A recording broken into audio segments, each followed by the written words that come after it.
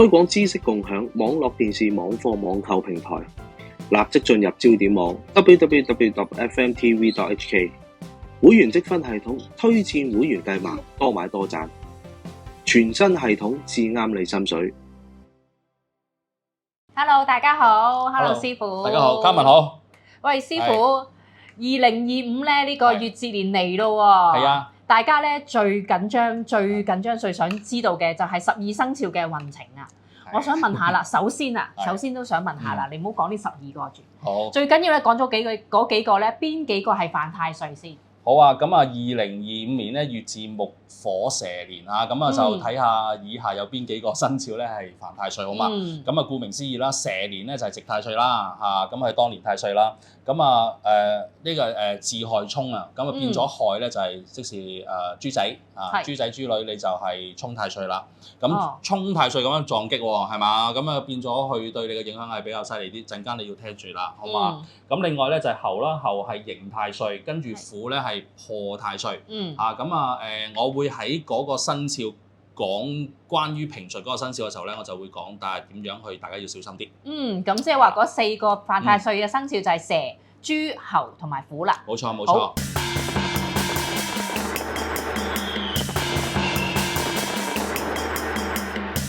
咁所以而家就12個生肖分開咁啊，逐個講下佢有邊幾個，一啲分析下佢嘅運程係咪？可以啊，可以啊。咁啊，不如我哋就由第一個開始啊，鼠仔先啦，老鼠仔係嘛？好好啊，咁啊，我想補充少少先，好嘛？咁咧就嘉文，咁咧就其實咧，仲除咗係嗰個有4個生肖犯咗太歲之外咧，咁啊其實咧仲有一 part 咧係好多好多都冇好細緻去理佢嘅，咁咧就係有幾個生肖咧就係會係犯咗呢個每年咧都有個叫做太歲壓制主呢樣嘢嘅。有幾個嘅年份出生嘅生肖咧要留意，不如我講埋好嘛？咁希望大家知道，咁咧就犯咗太歲壓制主嘅咧就係有甲寅年啦，喺甲寅年出世嘅老虎癸亥年嘅豬仔豬女，咁咧同埋壬申年嘅壬申年嘅猴子猴仔猴女，同埋咧係辛巳年嘅蛇仔蛇女，同埋咧係庚寅年嘅老虎仔老虎女，同埋咧係己亥年嘅豬仔豬女咁呢幾個咧你自己要知咯喎，何謂太歲壓制主咧？係嘛？咁我都喺度略略咁解釋下俾大家聽啦。其實太歲壓制主咧，其實係分開有其實如果你解釋咧就比較好長嘅，咁我就好簡短同大家講。可以係分開咗咧，佢係流年嘅犯嗰個流年太歲，或者佢係本命年個太歲。本命年太歲我就簡單啲去解釋俾大家聽。本命年譬如今年係甲辰龍年咁先算啦。如果有人咧喺嗰年咧不幸去世咧，咁嗰一個嘅生肖，佢嗰一年佢就會計算，我哋會有一個程式咧去計算，有6個生肖咧，唔同，當然係唔同年份嘅生肖啦，佢係會係犯咗太歲壓制主嘅。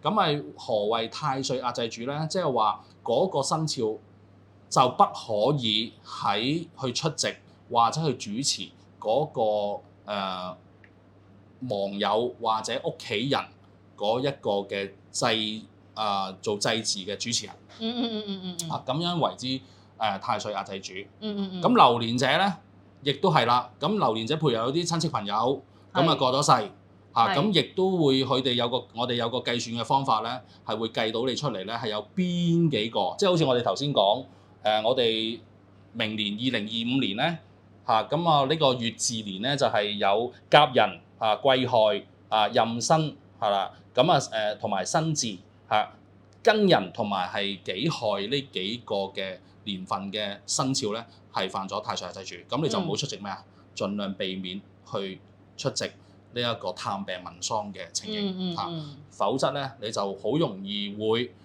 沖犯咗噶啦。尤其是幫人哋去做一個主持呢一個祭祀儀式嗰一啲嘅生肖，咁你就會沖犯咗噶啦。呢個生肖就沖犯咗呢件事喺嗰個流年裏邊，咁大家不可不知。同埋咧，盡量避免出入太多即係有啲如果真係有親戚朋友啦，咁睇下你個至親成點啦，係嘛？如果可免則免啦，咁你就唔好盡量去出席嗰啲嘅喪禮或者去醫院啦。明唔明啊？醫院即係醫院探病都唔得㗎，幾時？冇錯，係啦。唔係唔得嘅，咁你可能有啲防護咯。例如咁啊，即係話一啲係有啲法器啊，或者係有一啲嘅靈符去幫住自己咯。個意思係咁啊，咁啊師傅提一提咗大家。咁我哋會喺字幕上咧打出嚟。咁啊，我會邊幾個生肖，邊幾個年份？冇錯，邊幾個年份嘅生肖係啦，犯咗，知唔知道？OK，好啦，咁啊就我哋繼續第一個係傾乜嘢？老鼠仔。老鼠係啦。好，老鼠仔，話噔噔噔咁開始，大家好似好心急啊！大家就要攞啲紙同筆出嚟。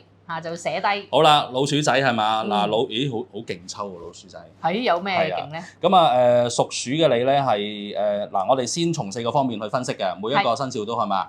從事業、財運、健康同埋佢嘅感情啊，咁我哋係細説一下。咁啊屬鼠嘅你咧，去出年咧呢個2025年咧就係有幾粒好靚嘅吉星，有呢個紫微龍德同埋玉堂喎。恭喜你先嚇。咁啊紫微龍德。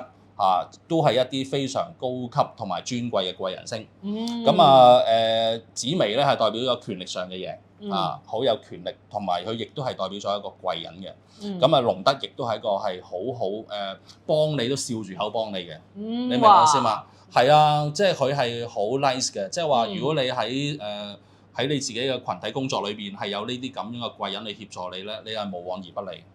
OK， 咁啊，所以咧因為有呢2粒紫微龍德嘅吉星嘅護持啦，咁咧就係屬鼠嘅你啦，咁咧就係喺2025年嘅事業運咧可以係被提高一線啊，尤其是龍德星啦嚇，龍德星咧係一粒咧係好點樣講係極高級嘅貴人星嚟㗎，同埋咧佢係幫你咧都係幫你嗰陣時候咧都係。好 nice， 好陰聲細氣嘅，你明我先嘛？同埋咧好窩心嘅，佢會幫你。咁會唔會係女性居多咧？呢一個貴人呢個佢又冇特定嘅就總之一個溫柔嘅人。係啦，同太陰星咧係唔同啦。太陰啊，即係代表都可能係一個暖男咁樣啦嚇。冇錯，一個男與女咧都會有可能係呢粒龍德星嘅喺你哋身旁出現啊，對你嘅事業發展係非常非常之有幫助嘅。OK。咁好啦，咁如果你係打工嘅你咁你當然可能係被上司提攜啦。係。咁啊，如果你係做生意嘅咧，就可能係有好多貴客咧去揾你，係助長咗你個事業嘅發展。同埋可能佢好中意嘅 product 咧，係嘛？諸如此類啦OK，咁啊就可以講話尤其是玉堂星添嚇，玉堂星係代表即係話財源廣進嚇。即係人緣和合啊，同埋如魚得水，即係話你喺個事業嗰方面咧，你都會係相得益彰啦。出年哇，聽落去好好喎。係啊，係相當唔錯㗎。係咯。好啦，咁啊變咗喺財運方面啦。如果有咁靚嘅紫微龍德同埋玉堂星去護持咧，咁你喺財運嗰方面咧，又係被提高線啦，係嘛？即係話打工嘅咧，有可能係升職加薪啦。咁如果你係真係做生意嘅，咁亦都可能係喺呢一個嘅業務上邊咧蒸蒸日上啦。生意好啦，咁啊，所以咧同合作伙伴啦，有可能亦都會有一個唔錯嘅合作發展嘅喎。因為佢係龍德，隨時係你嘅 partner 嚟嘅喎。係嘛？俾生意你做嘅 partner 都唔定嘅喎。所以咧呢度要多加留意啦。咁啊財運方面係唔錯嘅，即係穩定而上升啊！我覺得你一定會嚇。咁好啦，咁另外咧就睇下你個健康啦。咁因為咧有龍德同埋紫微星。個即係你個護持啦，咁你嘅工作量我相信都會大增嘅。咁啊，因為如果你本身係一個好有實力嘅人，亦都係有個好有對你個職位喺工作範疇裏邊好有內涵嘅人，你一定係會拼搏㗎。係咪先？即係有好嘅機會，而家喺啲咁嘅環境嘅卡文。係咪真係更加要？呢啲唔搏幾時搏？冇錯，真係啊！因為即係呢個經濟環境差啊嘛，係嘛？即係有機會嘅時候咧，我哋盡量係做多啲，行多幾步，好唔好啊？咁啊變咗咧師傅咧就會擔心你有少少嘅問題會出現啦，即係可能你有腸胃上嘅問題啦，你要自己小心啦。咁但係咧有個特定嘅你要小心嘅，你今年屬鼠嘅你心臟血管問題咧要小心啲心臟血管係啦，冇錯。咁啊變咗要做多啲嘅體檢同埋有啲唔妥當咧，你真係即刻要去求醫啦嚇。咁咧因為咧有天厄星啊，天厄星咧係從天而降嘅厄病即係有啲好突然其來嘅疾病會出現嚇，咁我頗為擔心你喺呢方面啦。咁咧同埋咧，亦都會喺有一啲叫做你出去玩嘅時候咧，亦都係要小心啦，因為咧有啲意外上嘅驚嚇嘅嘢嘅。係啦，呢粒天壓星嚇，咁啊就同埋亦都有暴敗呢粒星啦嚇嘅出現啦。咁雖然你話有龍德同埋呢一個嘅紫微星嘅協助你啦嚇，喺事業上邊，無論你打工或者做老闆都好啦。咁你千祈要唔好咩啊？唔好勝利沖昏咗頭腦，係咪啊？千祈唔好勝利沖昏頭腦，係要保持一個冷靜嘅心態，唔好哇！有好多唔錯嘅資金入咗嚟啦，就亂去投資喎，知唔知啊？即係呢排即係起伏得好犀利嚇，啲金融方面嚇嘅經濟，大家真係要小心，否則咧，因為點解有呢個嗰粒空星咧？係睇下先啊，我都要睇翻先，就係冇錯啦，就係有呢個暴敗啊！暴敗係講緊呢一個嘅事業上邊咧，可能你會發生一啲對你有啲破財而失利嘅嘢會發生。即係投資方面就要小心啦。係啦，咁啊同埋仲有少少官非口舌嘅嘢，都係喺佢嘅包含裏邊嘅嗰個意義裏邊咧空星。所以但係仲有一個特點嘅就係話咧，如果你真係做生意又好，或者你個職位上係要同公司簽合同嘅咧，你一定要睇清楚嗰份合同嚇，千祈唔好有啲乜嘢嘅差池，否則咧就好容易咧會破財而失利嚇。OK。咁喺感情方面啦，大家都好中意聽嘅感情嘅方面啊。咁咧就係因為有個玉堂星嘅出現啦。玉堂係代表咩啊？喺感情上咧好得意嘅。嗱，呢粒星咧有幾種元素嘅玉堂星。咁如果你講感情咧，佢係代表咗你個人咧係有啲忽冷忽熱嘅狀態出現嘅嗰一年。嗰一年有忽冷忽熱。你會唔會㗎？因為應該可能係事業太忙啊。太專注事業，所以唔得閒理你，就變咗忽冷忽熱啦。你係咪嗰啲人嚟㗎？我經常性都係懶，都係懶㗎係嘛？OK，咁好啦，唉，你啲就多人追係咁㗎啦。嗱，咁咧就點講好咧？所以咧，我覺得咧，你逢親有玉堂星入主你嘅嗰一年裏邊咧，咁你做人就千祈唔好咁啦。你忽冷忽熱，無論你對感情又好，或者係對事業都好，千祈唔係咁好啦，嗬。係啦，咁啊就有段好嘅感情，梗係要加強翻俾人嘅一個好嘅印象同埋感覺啦。包括你自己做嘢都係啦嚇。咁咧就千祈唔好對伴侶忽冷忽熱啦，否則咧可能係好似成日都人有講星爺咯，係嘛？霎那之間自己把持唔到嗰個中意嘅人。點不知幾廿年之後好似好後悔。但係我成日睇到呢啲片嘅，講關於阿星爺嗰啲感情嘅問題，即係個意思就係咁上下啦。咁另外睇下仲有啲咩先？咁其實都係嘅，佢亦都有個好嘅方面嘅喎，玉堂星。咁佢就話咧係對愛情咧好有包容力嘅。係啊，好有包容力嘅。亦都佢對人咧當然啦，佢自己有一定嘅講到佢自己一個幾好嘅。收入嘅背景嗰陣時候咧，佢其實對伴侶佢唔係好在乎你個外表喎。佢對你嘅內涵咧係比較執着啲嘅。係啦。OK， 所以點啊？你好似又想有啲嘢講咁嘅。唔係咁，而家係鼠仔鼠女有呢個玉堂星。冇錯。咁啊，佢哋係好包容別人嘅內涵嘅意思。唔係，佢自己本身好有包容力。即係鼠仔鼠女，佢本身好有包容力。冇錯，係啦。OK， 佢唔係好在乎你嘅身家，係啦，又唔係好在乎你嘅外表，總之你要對佢好。OK，就咁樣係嘛？即係如果你講到話事業嚟講咧，佢就佢係喺嗰個財帛嗰方面咧，亦都係代表咗你係財源廣進啦，嗰方面嘅財帛嗰方面嘅收入啊，亦都會有大增啊咁樣嚇，佢有啲咁嘅隱喻嘅，咁變咗咧屬鼠嘅你咧出年嘅運程係相當唔錯㗎。好啦，師傅，我哋知道咗啦，老鼠年嘅鼠仔鼠女啦，知道咗佢哋應該要注意嘅事情之後咧，順位咧應該係到牛咯喎。係。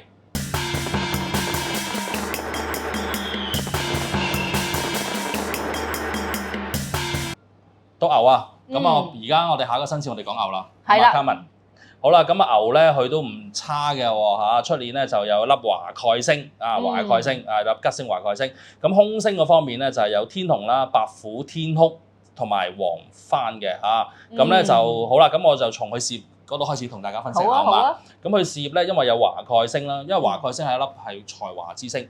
如果咧係閣下係做呢個寫作嘅創作性嘅嘢。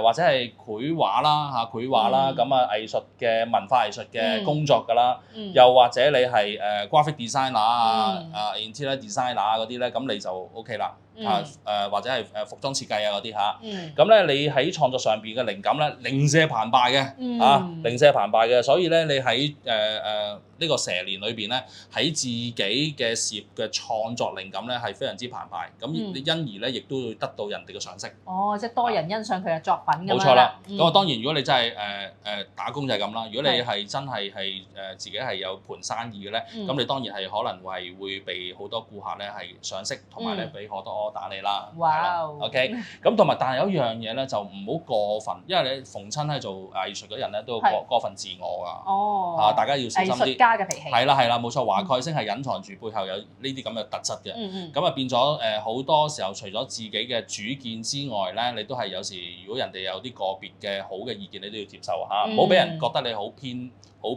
鋒啊！咁呢一般華蓋星嘅人好重嘅人咧，通常都會咁嘅。咁好啦，咁財運方面咧，因為咧佢冇乜吉星啊，淨係得粒華蓋星冇乜財星嘅扶持啊，所以咧我覺得你出年嘅財運咧都係一般咁但係咧就係辛苦而得財啦因為始終你自己嘅才華能夠表彰咁我覺得係都係好多嘢做嘅，好多 job 嘅。咁另外咧就係喺呢個健康運嗰方面啦，咁真係要特別小心喎，阿卡文，佢有粒好恐怖嘅星。我聽到啊，所以好似係有白虎喎，冇錯，有意外血光之災咁解。冇錯，係啦，咁阿卡文師傅都講咗啦，咁咧就白虎星入主嚇，咁會一見白虎就會見血光啦。就嗱，其實我哋做法科師傅咧，如果真係嗰個生肖係見白虎，或者佢犯太歲咁計啦，陣間有犯太歲嘅生肖要聽住犯咗太歲，呢個太歲未嗰粒星，佢未去影響你嘅時候咧，佢嘅白虎就會出㗎啦。哎呦，係啦，嗰粒空星就會出嘅，就唔係話左青龍右白虎嗰種喎，風水上嗰種唔係喎，而係呢個係佢嘅凶神惡煞，咁其中一員嚟嘅嚇，咁白虎星先出，所以我哋一定化太歲嘅時候咧，一定要祭埋白虎嚇，咁我哋去到開運同埋祭煞嗰一個 part 嗰時候咧，我哋先再講好唔好？咁首先咧就係白虎星啦，咁變咗佢會容易出年會見到血光，咁變咗如果係駕車嘅你咧要小心啲嚇，小心要注意路面嘅交通情況，咁揸車揾食嗰啲啦，咁另外咧我哋唔揸車都要小心啊嘛，係嘛，上落各方面都要小心啲。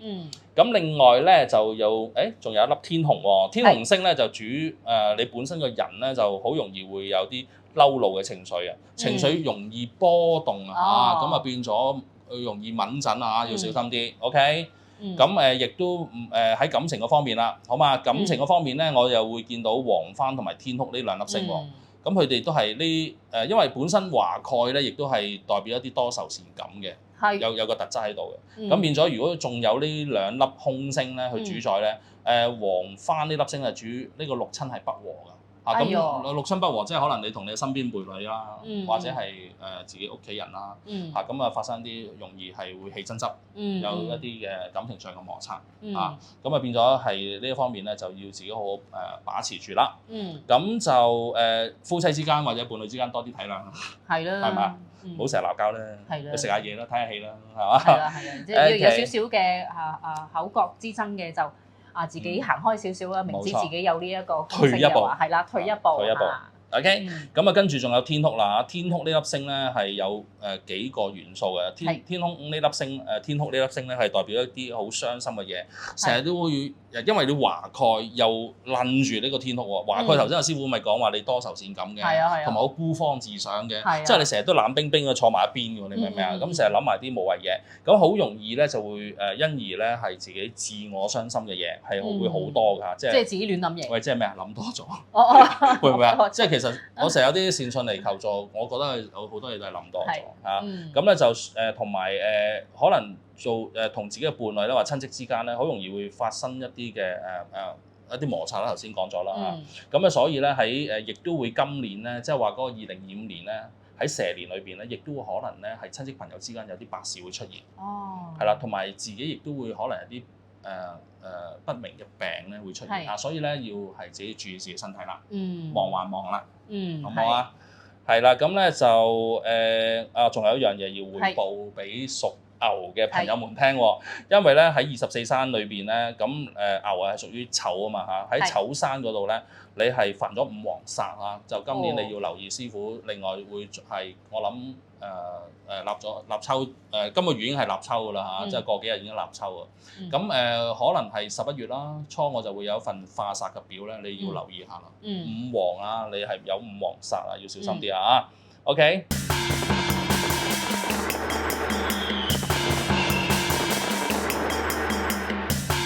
咁好啦，咁啊下一個生肖係乜嘢？下一個咧就到老虎啦。老虎你咯喎嚇，咁你要聽下啦。我唔係老虎啊。你唔係老虎啊？唔係啊。咁啊，老虎有啲咩吉星先？好啦，咪唔錯喎。點係老虎啫？feel 到嘅。喂，老虎咧？老虎成日都犯太歲㗎喎。成日都犯太歲㗎。佢除咗犯太歲之外，有冇犯啊？佢有份破太歲啊！破太歲啊！陣間要聽住啊。OK。咁好啦，咁我哋又講下老虎仔、老虎女啦。咁佢吉星有咩咧？有天德、有福星同埋有八座啊。咁另外凶星有啲咩咧？睇下，唔係好老禮喎。咁咧佢有劫煞、卷舌、絞煞同埋呢個六害嚇。咁仲有。好啦，咁仲真係聽到驚啦，真係好多是是非非咯，一睇埋去，同埋小心荷包啊！好啦，咁我哋睇睇事業先，好唔好？好啊！嗱，天德咧，呢粒天德星咧係代表咗呢個逢凶化吉嘅意思。咁啊，福星咧亦代表咗你財運亨通個意思。喂，又逢凶化吉，又財運亨通，咁你聽落幾好啊？聽落唔錯啊！咁即係話你做生意代表咗咩啊？你吉中大凶啊！嚇，點解吉中大凶啊？即係話你做事嗰方面咧，你一定係要小心啲。去營運你嗰盤生意，或者你係做事，你係幫公司係做一啲係關於一啲買賣銷售嗰度咧，你都要小心啲，好唔好啊？係有貴人嘅，我覺得係有貴人嘅，因為福星都係貴人嚟㗎，貴人星，亦都係代表呢個財運亨通嘅意思。咁啊有八座星喎，咁即係八座係代表權力，咁即係話咧，你有可能今年咧喺職位上咧，亦都能夠被提拔㗎。被提拔嘅，咁如果你話係打工計啦，你會被老闆提拔啦。如果你係自己做老闆咁計，有可能你嘅產品或者你嘅生意咧都會有所提升喎。因而咧你自己嘅地位咧慢慢高翻嚇。咁啊唔錯嘅，唔錯嘅。咁好啦，咁另外咧睇下先嗱，八座除咗代表咗權力咧，佢亦都代表咗你做嘢嗰方面嘅嗰個咩啊品位極高嘅一個地位嘅，咁變咗我覺得如果你打工計真係有可能會被提升嚇。咁如果你自己自創事業嗰啲人咧，嗰啲朋友們咧，亦都可能喺你自己嗰個領域嗰度啲產品啊同埋呢個生意咧都會提高。咁好啦，咁但係呢幾粒星咧，尤其是八座呢粒星咧，就係比較中意享樂一啲嘅。咁啊有時會情緒上咧，你係比較懶散嚇，即係師傅提你咋嚇。咁你話我唔係，我好勤力嘅都得嘅。OK 好嘛？咁好啦，喺乙巳年啦，即係喺明年嘅2025年咧，屬虎嘅你咧喺職場上咧會有好多發展機會嘅。咁啊因為我穿插呢三粒星嚇，去反出來嗰個意思咧，大約係都會咁樣。咁你自己嘅領導能力咧，要俾旁人咧見到嘅，同埋 feel 到嘅嚇。咁咧就係因而咧就係產生一個好感嘅。客戶啊同埋上司亦都會你備受賞識啦。喺工作上邊咧，如果遇到困難嘅時候咧，亦都會得到貴人嘅相助，而迎刃而解，逢凶化吉㗎。OK。咁好啦，咁咧都係嗰句啦。咁因為始終係凶星嗰方面咧係有捲舌同埋呢個絞煞，咁咧係小心工作環境上好容易咧會產生一啲是非口舌嘅嘢，令到自己唔開心嚇。OK。咁好啦，咁我哋繼而咧就，仲有一樣嘢我要提醒大家喎，喺呢個工作上邊，因為咧我見到六害喎，咁啊六害咧係對你有啲乜嘢嘅逼迫咧？六害咧就係話你喺工作上邊咧會俾人陷害咁解喎，合作同埋或者做生意咧好容易會反目成仇。都準嘅呢粒星，都係有一定程度上嘅力量嘅，所以咧你不可以不知同埋要小心啦嚇。所以一開頭就話即係如果做買賣啊嘅時候都要小心行事咁解啦，係咪？係啊，因為有呢啲星嘅穿插。好啦，咁我講到財運先，咁亦都會褪佢哋入嚟㗎啦。今年咧就係有天德同埋福星啊、八座呢3位吉星嘅扶持啦。咁喺工作喺幹勁上咧，你個人係好有幹勁同埋好有朝氣嘅。咁咧，另外就因而咧就係因為福星啊代表財運亨通啦，咁你收入會好穩定嘅嚇。我喺呢方面恭喜你先。咁如果喺從呢個事業上，如果你係從事銷售工作嘅話咧，你嗰個收入咧一定會倍增添。咁同埋因為屬虎，你今年係犯咗破太歲，咁亦都係所謂破者係破財個意思㗎嚇，有嗰個含義喺裏邊。所以咧你一定要揾得到嚟，亦都係要識得點去儲，唔好咧就嗰度嚟嗰度使啦，好唔好啊？或者係買翻一啲即係橫掂都破財啦，買一啲有用嘅嘢咁樣咯。係要量入為出咯。咁不過你話師傅我中意啊。咁我冇嘢講啦，咁買咯，係啦，好似阿卡文買咯，係啦，好天又買，唔好天又買，唔係咯，開心就買，唔開心就買㗎啦。係啦，冇錯啦，咁好啦，咁小心咧喺投資上嘅對投資上你多啲評估下啦，要唔好立亂嚟啦，即係唔好作一啲風險好高嘅產品嘅投資啊，免招損失嚇，因為呢幾粒星加埋一齊咧，我覺得喺呢方面真係要提高警覺。好嘛，咁財運方面大約係咁上下，要自己好好把握住嚇。咁好啦，感情係點啊？因為感情嗰方面咧，你今年有咩星會對你感情會產生一啲影響咧？就係呢粒絞殺星啊！咁呢粒星係對婚姻感情咧係相當不利嘅嚇，大家不可不知啦。咁你有伴侶嘅你啦嚇，或者係已經係結咗婚嘅啦，就好容易會因為有啲小問題咧就會起爭執啊。咁仲有因為咧，如果你係拍拖咧，唔係好熟嗰啲咧。甚至咧有啲女又好男又好咧，唔熟唔識啊嗱，小心啊，可能會被加害 ，OK， 而產生啲好極大嘅怨恨啊，即係會俾嗰個唔係好熟嘅伴侶陷害嘅意思啊，因愛成恨又好，哇，有啲錢財上有啲嘅瓜葛而有爭執又好嚇，因為絞殺咧就通常就係咁樣嘅。隱喻咗有少少呢啲嘢啊，所以咧我係要提點下大家，好嘛？冇錯啊，係啊，所以啲喺呢方面，因為你今年又害太歲啦，咁大致上咧就健康係咁上下，仲有一個健康啊，虎啊，係啊，老虎啊，老虎嘅健康啊，老虎健康我都有講㗎，就係話咧你要小心啲喺工作嗰方面咧，你係有非常之好嘅衝勁力啊！今年咁大家都要小心啊！飲食啊、腸胃嗰方面啦。咁但係今年咧，我覺得你一定有啲要小心啲手腳會有損傷嘅嘢出現因為佢有白虎，有白虎啊！我真係好擔心啊！咁變咗你哋喺呢方面咧，就自己要小心啲，好嘛？咁要聽埋我哋過幾集之後咧，亦都會講一啲叫做開運。同埋制殺篇嘅，咁到時啦，卡文會話俾大家聽有啲咩方法，幫你制一制。冇錯，係卡文師傅話你知。係啦，卡文師傅話俾你聽，好唔好？咁我哋下一個。好，跟住就到呢個兔仔啊，兔仔。係啦，兔仔。嗱，咁我哋不如下一集先喎，我哋今日講咗3個咯，好嘛？哦，咁好啦。我哋下一集咧就再同大家講一講兔仔。同埋龍啦，同埋蛇嘅呢3個生肖嘅佢哋嘅運程嘅走勢。好啊，下一集見。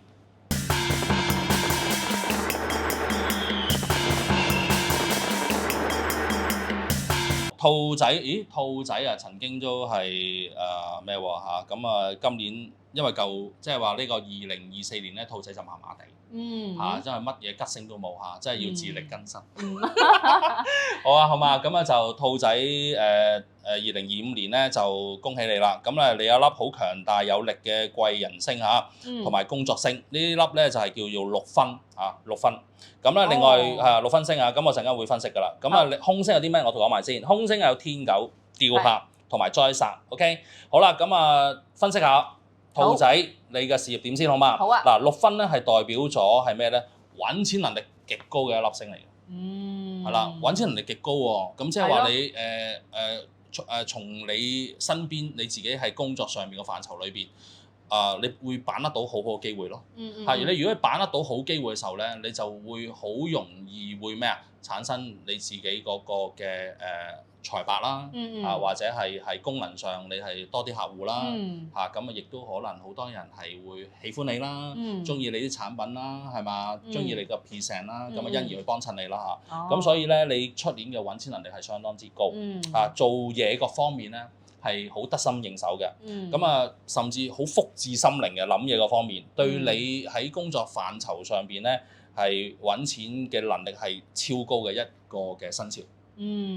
都係靠自己嘅呢個。佢靠實力㗎，真係，即係靠實力啊！呢個係6分咧，係靠實力嘅。忍咗成年，但係咧有一樣嘢，佢冇貴人星喎。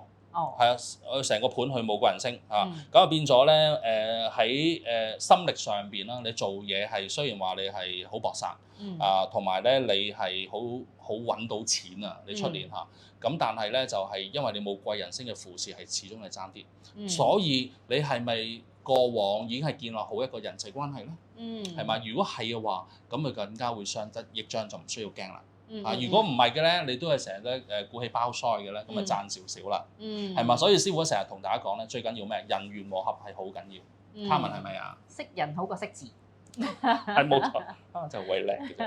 係啊，真係㗎，卡文講啱㗎嚇，即係朋友同埋即係人緣和合係好緊要。嗱，你要同同事之間、上司都要真係要好和合嘅。你唔和合，你係辦唔到件事㗎，唔好成日鬧交，成日唔好話人要你做幾多，你唔好怕蝕底，係啦，唔好怕蝕底嚇，因為我最近亦都係幫咗好多客人咧，亦都係處理咗一啲啲嘢啦嚇，即係事業上啊或者感情上啊，成日你唔好下下都話我自己付出咗幾多，你有冇審視下自己先？OK 係嘛？所以我哋做人最怕係唔審視自己啊！你明唔明啊？同埋唔好成日諗話自己付出幾多咧，就要收翻幾多。冇錯，有時收翻幾多唔係一定嘅，唔係等於㗎，係咯，係啊。所以咧，有時你係我哋做而家咁嘅社會環境，咁樣經濟環境，我哋做多少少，又何妨咧？係啊，係嘛？OK 好嘛？希望大家，不過我啲 fans 都係醒目人嚟㗎啦。OK 好啊，希望你明白阿師傅講乜，好嘛？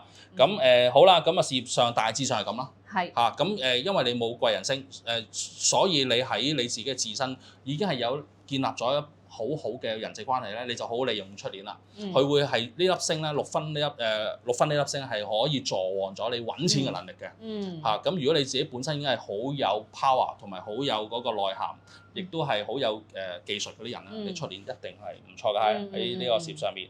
咁好啦。反翻過嚟，財運亦都係啦，係嘛？即係正面啦，嚇咁呢度大家明啦，所以喺財運亦都係唔錯嘅。咁但係我就自己覺得你都係會辛苦而得財，因為始終都係冇乜貴人星咁啊，靠自己嘅實力嚇。咁大家明就得啦。咁我喺健康方面啦，咁係有少少要注意啦。咁啊出外咧係旅行咧。公幹咧要小心啲飲食，因為咧天狗星啊係入主喺我哋嘅屬狗嘅朋友屬兔嘅朋友們嗰度嚇，咁呢粒空星天狗咧呢粒星咧嘅影響咗，你會係出年嘅腸胃咧係容易去外地咁計咧會水土不服，呢個情況係特別多嘅。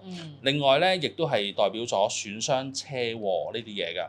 咁另外咧仲有個吊客星喎，呢個吊客呢粒空星，佢加入埋去影響住你出年嘅整個人嘅情緒，所以咧你出年咧係比較好多煩惱，係好勞心，同埋一啲病痛上邊嘅嘢咧，你亦都會好影響咗你出年嘅情緒。所以咧你自己要注意自己嘅身體啊，知唔知啊？有翻咁上下年紀嘅過50嗰啲要小心啦嚇，OK 或者過60嗰啲要小心啦。咁啊要多啲去做下體檢，好唔好啊？唔好我成日我都係咁樣講，成日有啲客咧係自己隱藏住有啲病痛咧，佢自己知嘅。係，但係時時都唔去睇醫生，因為唔想去面對。冇錯，我有個弟子就係咁樣，係嘛，所以唔得㗎，俾我鬧到好緊要，係嘛，咁啊變咗唔得嘅，一定係要係病向淺中醫，係啦。你講嗱，你自己唔去，由你講出嚟，講多次。病向咩話？病向淺中醫。係啦，真係大家要注意。你自己唔理自己咧，其實咧，當你病痛嘅時候咧，你身邊嘅人啦，包括你父母啦，係咪？其實你令佢哋痛心啦。冇錯啊，即係我哋講好似係講緊笑啫，其實呢個係道理，好大嘅道理嚟嘅。係啊，係嘛？你冇好嘅身體，你點去做嘢啫？係啊。好嘛，大家小心啦。咁另外咧，我要大家小心嘅，因為仲有粒災煞星喎。咁啊，兔仔你要小心啊，因為災煞星係代表咩意思咧？就係意外環身啊，同埋一啲血光之災嘅嘢。咁喺女性嗰方面咧，係個影響係尤甚嘅。男士嗰方面咧就要小心係咩咧？就係意外上導致一啲嘅財帛上嘅損失、錢財上嘅損失。例如你一個唔覺意揩到人哋啦，撞到車啦或者係一啲意外上嘅嘢，而係令到一啲嘅訴訟啊，而去損失咗一啲嘅堂費啊嗰啲嘢啦。所以高危嘅戶外活動咧，你就更加可免則免啦。即係話你去旅行，千祈唔好玩啲咩降落傘啊，嗰啲叫咩水上電單車啊，或者係滑雪啊、滑水啊、攀石啊嗰啲咧，行山啊嗰啲，大家都要小心。嗱，喂。師傅，你唔講到咁恐怖，唔係恐怖，即係我要大家要防範啊嘛，係嘛？你去行山咪揾多幾個朋友咯。係啦，我就係想講行山都唔算好危險，不過你一個人去就危險啲咯。冇錯啦，係咪？即係咁咯，因為點解災煞呢個災煞係即係話意外上嘅嘢，係一啲意外而令到你影響到你嘅自身嘅安危，包括你損失咗因為點解咧？災煞係仲有血光嗰樣嘢，所以我係咪擔心你啲活動啊？所以大家要小心，好嗎？咁啊，感情上點啊？咁啊同伴侶嘅感情都尚算穩定嘅，因為有吊客呢粒星啊，吊客係會影響咗你一啲情緒上嘅波動啊，同埋咧亦都係屋企啊，或者係好親近嘅屋企人咧，會有啲係白事嘅發生所以喺呢方面咧，大家要注意下自己嘅情感嗰方面啦。如果冇伴侶咧？如果冇伴侶，咪自己獨自咩咯？即係冇事啦，係嘛？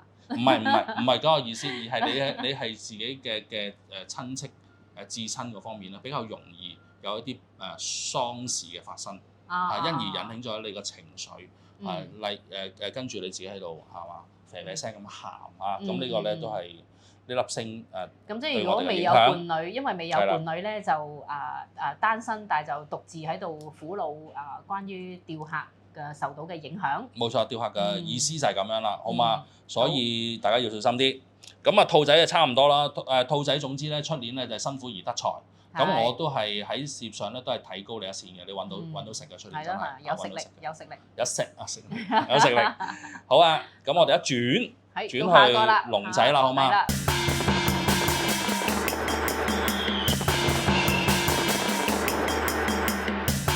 細細嘅兔變成一個好大條龍啦。冇錯，龍仔係咩啊？卡文，咦，天喜喎。龍仔亦都好似呢一個兔仔一樣啦，得一粒吉星就係天喜星。咁啊，凶星嗰方面咧有病符有呢個蜜月同埋寡宿天煞呢4粒凶星。咁好啦，睇下佢有啲咩事發生先。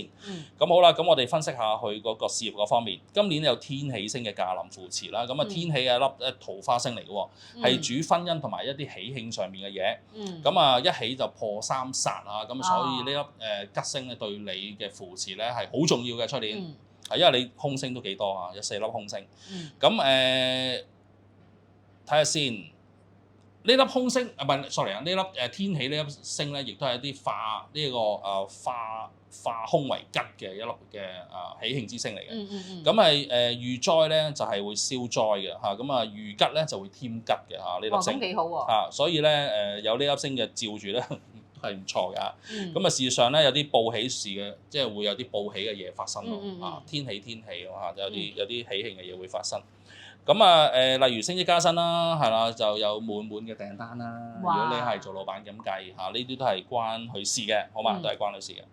咁我財運方面啦，財運咧我就雖然你有天喜星，係會有可能會對你有啲好喜慶上嘅嘢或者係升職加薪或者係有啲重嘅 order 係嘛？咁但係咧，我覺得都係平穩而上啫，因為佢冇乜其他嘅財星或者係一啲嘅呢一個貴人星嘅扶持。咁咧就天喜星咧呢粒吉星係會助長咗你有呢個機會升職加薪啦，同埋可能接多啲 order 啦。咁係正財方面咧都會係4方而湧至嘅呢個係真嘅。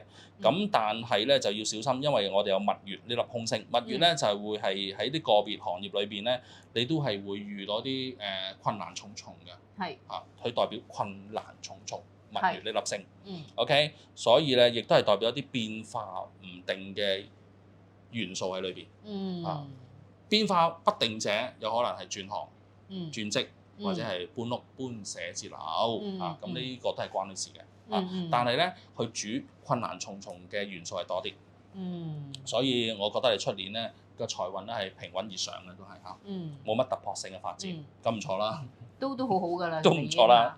好，健康方面，咁啊今年咧就即係話嗰個2025年咧，大家要小心啦，因為有病符星啊，唔使我多講啦，都係關病痛嘅事啦嚇。咁但係有一樣嘢係一定要特別要注意，病符星一出現咧，通常就係嗰個氣管同埋皮膚嘅病咧係會容易會發生嘅。咁大家要小心啲啦。不嬲都係有濕疹嘅，你要小心啲啦。同埋氣管同埋成日都有啲呼吸問題嗰啲鼻敏感嗰啲可能會多啲啦。咁仲有粒天煞星喎，嘉文。天煞星咧，即係話你要出外旅行嘅時候咧，或者係出差嘅時候咧，係要小心啲啦，注意下多啲交通上嘅嘢或者係要聽多啲氣象嘅報告啦，因為最近啲極端天氣啊，我哋上嗰次先講緊啲極端天氣係真係好極端。係咯，今日熱到抽筋係嘛？係火爐啊嘛。火爐咁啊！我哋香港都係36度啊，成37度啊。咁天煞係代表咗有啲天災人禍嘅嘢，所以就小心遠行同埋要出差嘅時候要注意下自己嘅人身安全OK，好嘛？感情方面係點啊？咁屬龍嘅你咧，就係今年咧係極有呢個桃花運嘅。咁即係因為天氣主係桃花嘅，異性緣係極高嘅嚇。咁今年咧係好容易咧就屬龍嘅你咧，靚仔靚女咧容易揾到一個另外一半嘅心愛嘅另外一半咁同埋咧就如果係真係已經係拍緊拖嘅咧，就好容易會去到談婚論嫁添。但係亦都有空星呢粒寡宿呢粒星出現呢粒寡宿呢粒星。咁如果一向性格咧係好內向嘅你咧，今年係會更加咩啊？係會成日都收埋自己，好悶悶不樂。我覺得佢係趨於一種好孤僻添。即係呢粒星咧，會影響到你個人咧，成日收埋自己，悶不樂咁樣，所以咧要多啲出去睇下戲、行下街、飲下嘢，知唔知卡文？即係人哋約你一定要出去咁樣啦，係嘛？你話咧？唔知啊。你成日收埋自己做乜啫？我話你啊。我唔孤僻啊。冇錯。我不知幾乜嘢，係咯，咪咯，不知幾開心。係真㗎，好嘛？大家要做啲醒目啲嘅人啊，好嘛？唔好收埋自己，係嘛？開心一天，唔開心嘅一天。師傅成日都係咁講。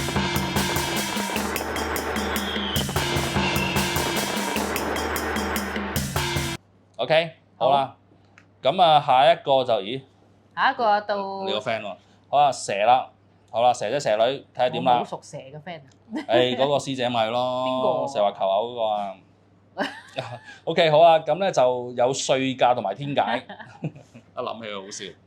係啊，病到七彩啊！聽聞啊。係咩？係啊，好啦，咁係啊。係咪因為佢事業太強勁啊？屬蛇。係啊，佢真係冇辦法啦，佢太有錢啦。係嘛？太有錢嘅人通常都係病。好啦，咁有咩吉星咧？有歲駕同埋天解。OK，咁空星就有太歲劍鋒，哇，血印浮沉啊，真係唔係好老禮啊嚇。OK，好啦，講下你嘅事業先好唔好？唔係喎，屬蛇咧值太歲喎喺2025年係嘛？太上當頭坐無災必有禍，大家小心啊嚇。咁喺事業方面咧，如果因為你有歲駕同埋天解，歲駕咧即係話你自己行出嚟啊個感覺啊，俾人哋咧係有啲光芒四射嘅感覺嘅。咁即係話你嘅工作表現係咩啊？好受人哋欣賞咯，係嘛？好有表現啦，好有表現啦，上司好賞識你噶嘛，好賞識你啦，去膜拜你啊！你話你個表現係幾好啊？係嘛？歲駕即係好似近時我哋古代啲皇帝係嘛？嗰啲隨從擔住嗰個大大嘅呢一個出巡嘅車，哇！啲人民咧喺周邊兩邊係膜拜你，嗰個就為之歲駕啦，係嘛？咁你話好似好正好勁，係咯，好似好勁啊嘛。係啊 ，OK， 咁變咗咧如果你出年扮靚啲有機會啊。聽到啦。你講俾佢聽。係啊，聽到啦。OK， 好，咁仲有天解，所以咧喺事業上，如果你遇到困難，亦都係有貴人喺你身邊咧，係即刻去扶持你，好容易會協助你去迎刃而解你所面對嘅困難，同埋你想要幫助嘅嘢，好嗎？咁唔錯啊，出年嘅事業啊 ，OK。咁好啦，咁啊財運方面點咧？穩中取勝咯，我覺得你出年會係啊。因為始終你係冇財星就係，好啦，好啦，因為咧冇咗正財星啦，同埋偏財星嘅扶持，喺工作上係靠自己嘅實力同埋努力咧，去取得應有嘅收入嚇。咁因為點解咧？亦都有浮沉呢一星影響你啊！浮沉呢一星咧，即係話喺你事業上咧，好容易會有一波三折嘅嘢會發生，佢充滿咗阻礙嘅同埋困難嘅嚇，仲有係三間窮五間富嗰啲 feel 啊！哇！所以咧。即係好彩都係有天解咯，我話係嘛？即係呢啲人咧，真係個命係咁嘅喎，逢親佢都係有人協助佢嘅，死又死唔去啊！死又死唔去啊！咩事啊？師傅幫手咁樣，諸如此類咁啦嚇。OK，咁佢冇事㗎啦，咁啊會逢凶化吉嚇，就迎刃而解。所以咧，因為天解呢粒星係好強嘅貴人星嚇，佢會幫助到你去迎刃而解一啲困難嚇，所以唔錯㗎。OK。好啦，但係咧，你始終要知道嚇，有樣嘢師傅就警告你，因為咧出年你係值太歲，你係即係個生活咧係好容易有好多唔同嘅變化，情緒容易波動，亦都好容易會胡思亂想，係影響咗你自己嘅決策嗰種嘅smart 嗰種嘅思路嚇，咁啊變咗你自己要注意一啲，知唔知道啊？OK， 健康方面唔使講啊，出年一定要注意你自己健康，即係好容易會有病有痛。因為你值太歲嘅人嚇 ，OK， 同埋咧，亦都係好容易會產生啲自我煩惱嘅嘢嚇，特別情緒上嘅波動，亦都會成日感覺咧自己頭碰上黑，但係你未必嘅喎，但係你成日都覺得自己唔係好順境。可能係太忙啦，胡思亂想啦，個人係嘛？係啊，冇錯。有兩樣嘢大家要注意喺健康方面，好容易會失眠同埋胃痛嚇，會出現嘅呢兩樣嘢。緊張啊，就會胃痛啦，同埋都係咯。通常緊張得失眠，好鬼準嘅，逢親值太歲人咧，都係有頭先阿師傅講嗰幾樣嘢，好準嘅。好啦，另外一樣嘢嗱，就係因為你有兩粒好唔靚仔嘅吉星，好唔靚仔嘅凶星，就係劍鋒同埋血印，所以咧，如果你嘅工作係關於駕駛嘅，係一啲有啲風利上嘅嘢去開工嘅，譬如你係呢個裝修師傅，或者係要喺機床工作嘅，或者喺地盤工作嘅你咧，咁你就要小心啲啦。出年嚇一定要聽阿卡文師傅講點樣去開運同埋制殺嗰個咩啦要小心啲啊！好容易會有血光啊嚇，真係唔係講笑㗎嚇，因為劍鋒血印走埋一齊喎，哇唔使講啦。所有嘅利器都小心啲。係啦，逢親你要去揸利器譬如你廚師咪係咯，係啊，咁啊同埋你係做裝修嗰啲咪係咯，係嘛？真係要好小心喎，知唔知啊？OK。咁好啦，就係去到感情啦。咁因為有歲駕星嘅扶持啦，咁你係喺呢個2025年蛇年咧，己巳年咧，你會特別咧係人見人愛，車見車載嚇。咦？咁掂晒啊！人氣王，喂，其實係人氣王嚟㗎。佢出年真係人氣王嚟㗎嚇，出年嚇即係係啊屬蛇㗎你，咁唔係一定係阿師姐。唔使啲好再難啲見到佢啊，係嘛？係啦，同埋咧，如果係單身嘅，你會增加個異性緣咯，好容易會有第二個出現㗎。咁同埋咧，好容易會被人中意嘅。即係唔止一個啊，係嘛？唔係你選擇性會多咗。係你異性嘅吸引力又突然間有得揀啊，係嘛？係好奇怪嘅。你幫下佢啦。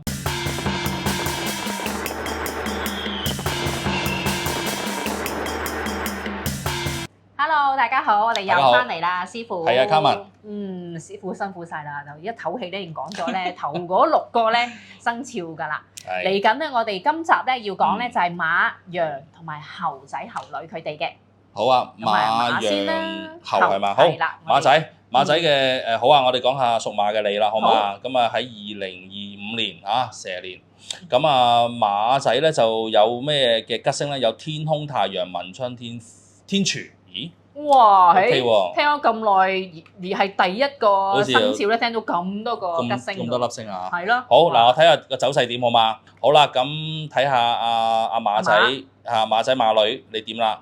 咁屬馬嘅你咧喺出年咧乙巳年咧事業咧係都唔錯嘅個發展嚇，都相當唔錯嘅。因為點解啊？有太陽星嘅呢粒大嘅吉星嘅加持啊，咁咧就喺如果你係打工一族咁樣計咧，你會好得到男性上司嘅垂青嘅，咁亦都會好器重你。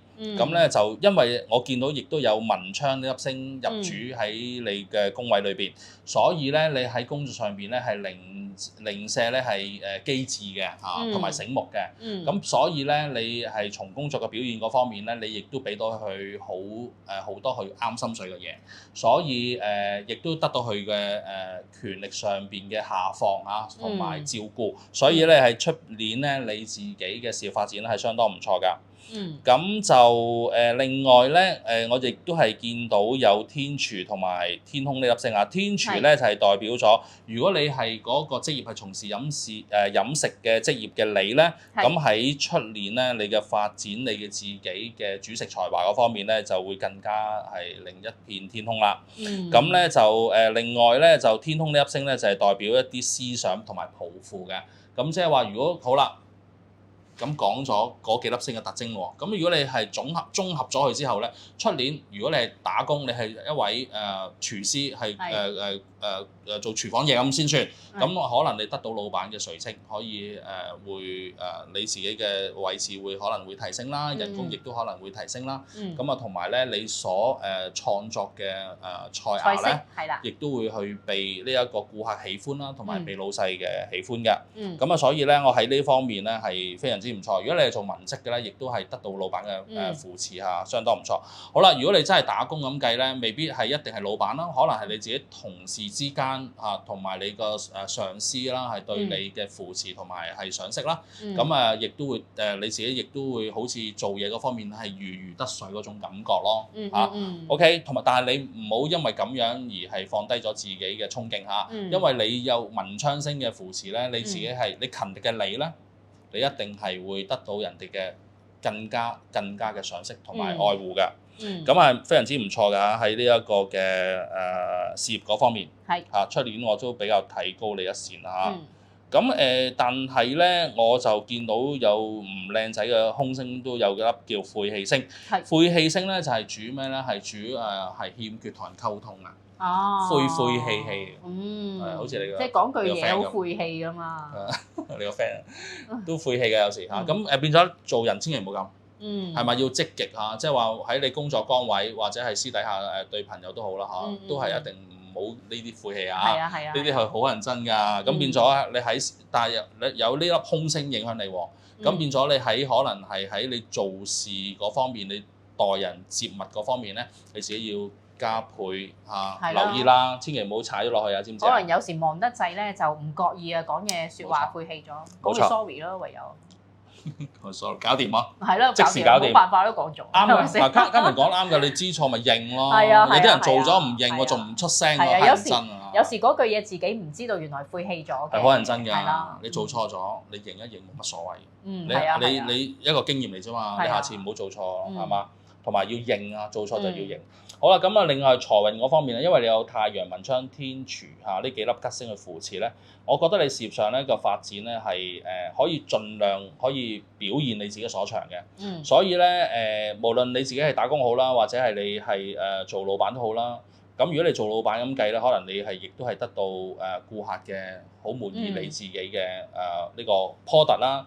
仲有一樣嘢喎，可能係你做男士，因為呢個太陽星啊，你可能做男士嘅生意嚇，譬如男士服裝啊、男士用品啊，或者你賣車啊咁嗰啲咧，係錶啊咁嗰啲咧，係都會比較你個事業比較顯著啲嘅今年嚇。所以咧，我覺得你嘅回報亦都會增加啊，所以你今年嘅財運咧平穩向上嘅啊。OK， 咁好啦，咁喺健康方面係點咧？馬仔啊，你啊，睇先，因為有連煞星喎。連煞咧就係主咩啊？主意外嘅嘢嚇，同埋咧亦都係唔係輕嘅喎。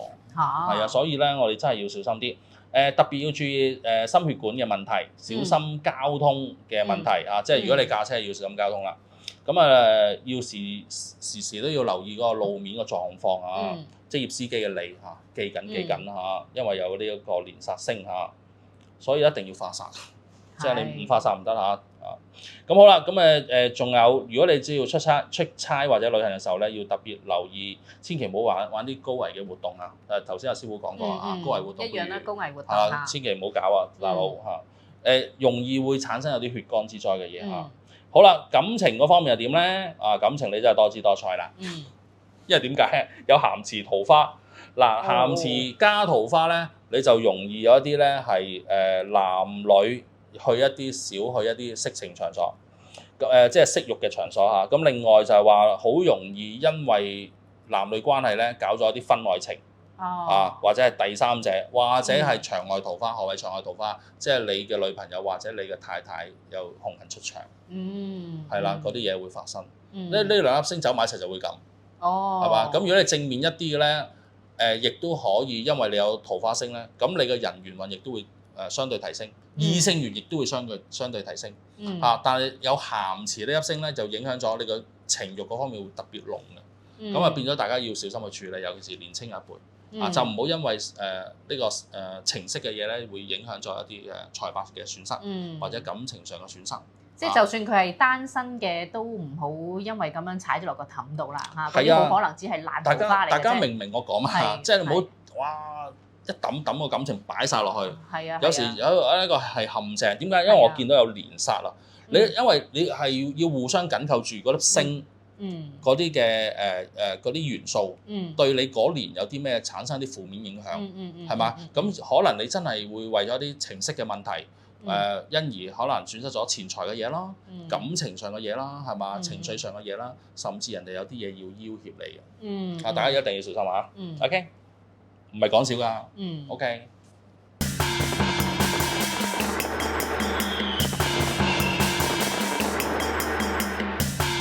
好啦，跟住就到羊咯喎。係到羊啦。羊女，你好。個個生肖都有我份咁樣，個個生肖我都要。係百搭生肖星。我係第13生肖，我屬貓嘅。你屬貓嘅嚇，知啦，貓路嚟噶嘛。好啦，羊仔羊女你，真係咩事咧？發生咩事？咦？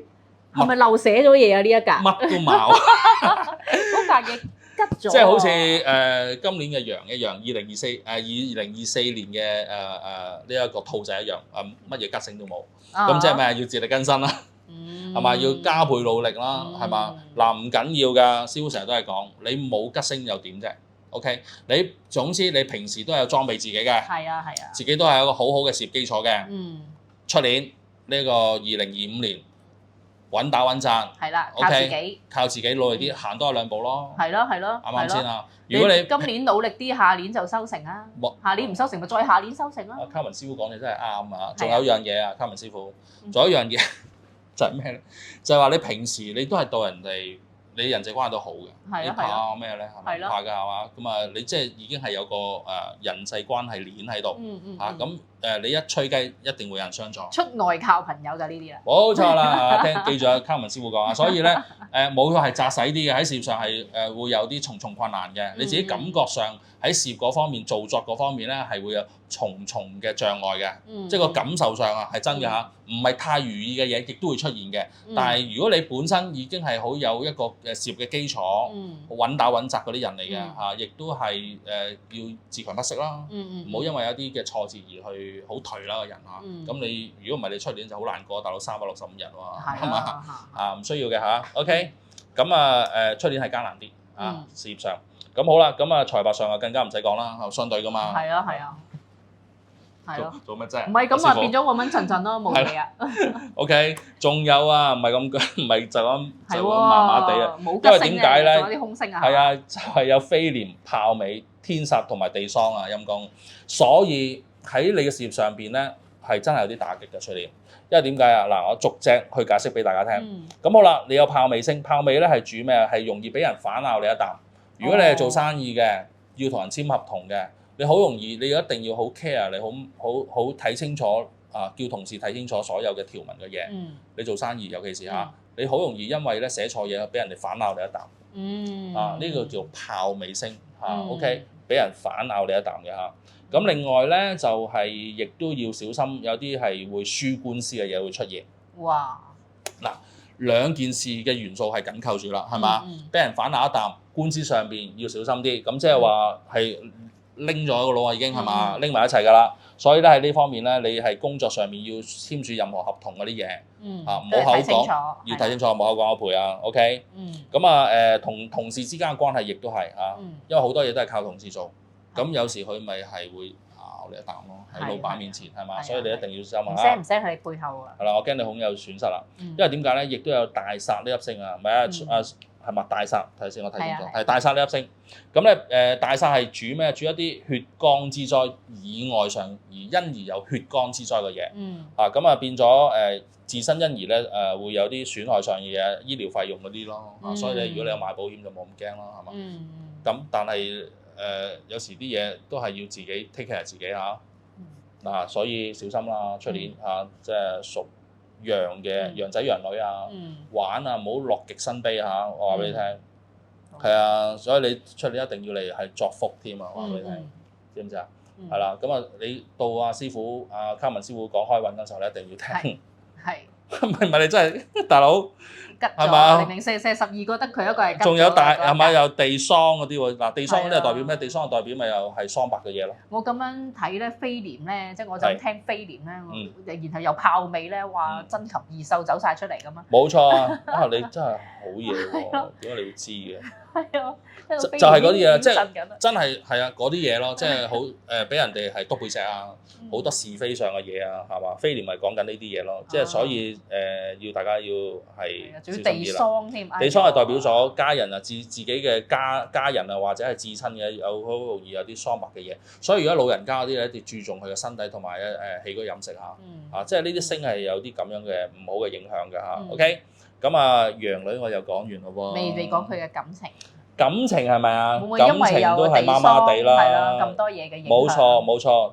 兩口子嘅拍緊拖你或者係已經係夫妻嘅你，咁你喺呢方面就出年就比較多爭吵啦，同埋煩惱嘅事情咧係相繼會發生，因而咧就口角啦，千祈唔好動手嚇。係啦。如果唔係就咩啊大殺㗎啦。係啦，冇錯啊。血光之災就係咁嚟啊。係咁樣黐住㗎，冇錯，你開始識睇咯喎。係咁樣嚟㗎嚇，件事係咁樣慢慢衍生嘅，所以呢啲都係好煩氣嘅星。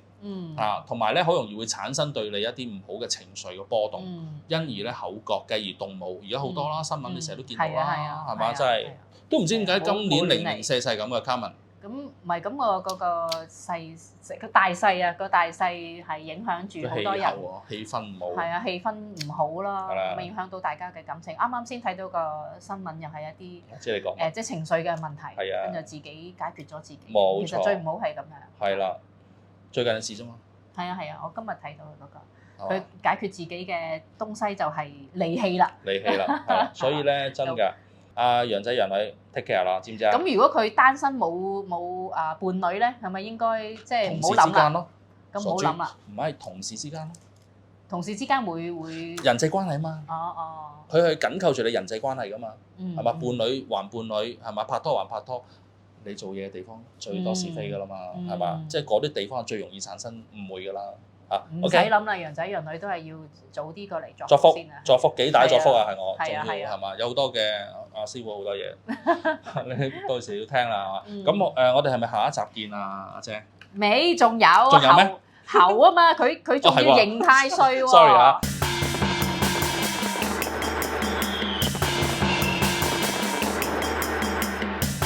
OK， 哇！你知佢候咗好耐啊，真係。係咁，好啦，仲有猴仔、猴仔、猴女，咁好，猴仔、猴女，咦唔差喎嚇，仲係幾好喎，拍得住呢一個老鼠仔嚇。雖然刑太歲係嘛？係，雖然刑太歲，好嗱，聽住咯喎，咁吉星有咩啊？有太陰同埋天月，哇，好強嘅貴人星啊！陣間要聽住。咁凶星咧有咩啊？有冠朔、勾神、孤神。同埋三刑啊，咁好啦，咁我師傅分析下佢嘅事業先，好嘛？好，嘉文，咁好啦，屬猴嘅你咧喺2025年咧事業上咧，因為有太陰同埋天月呢兩粒好強而有力嘅貴人星嘅扶持咧，即係話你要特別要留意，如果你嘅上司或者你嘅老闆係女士嘅，或者你係做一啲女性產品嘅公司嘅同埋個工作嘅，咁你一定係會受到老闆嘅青睞同埋上司嘅青睞同埋嘅扶持，同埋客人對你嘅喜愛，因而你嘅事業會蓬勃發展出年。哇！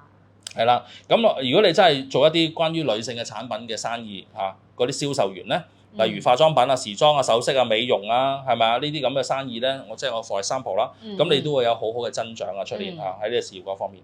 咁而天月星咧係代表一個陽性嘅吉星嚇，咁啊呢一個陽光嘅陽嚇，陽性嘅吉星，咁咧呢個貴人嘅助力係非常之強大，同埋佢亦都係代表正財嘅。